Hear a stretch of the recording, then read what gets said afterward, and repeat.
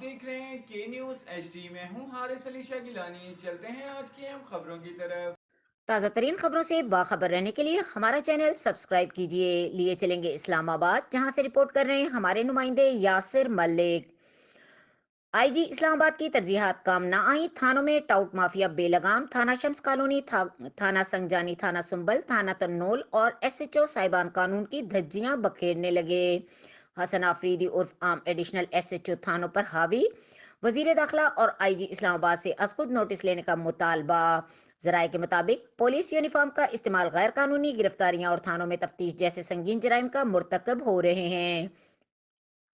ترنول میں ہونے والی ایف آئی آر پائی کے اشتہاری اہلیان ترنول اسلام آباد پولیس کے غیر قانونی عمل پر سوال اٹھانے لگے۔ ذرائع کے مطابق اسلام آباد کار سیل پر مکمل کنٹرول باوثوق۔ ذرائع کے مطابق چھوٹے موٹے منشیات کے عادی افراد پر ایف آئی آر کا اندراج، جبکہ بڑے منشیات فروشوں کے ساتھ ڈیل جاری ہے۔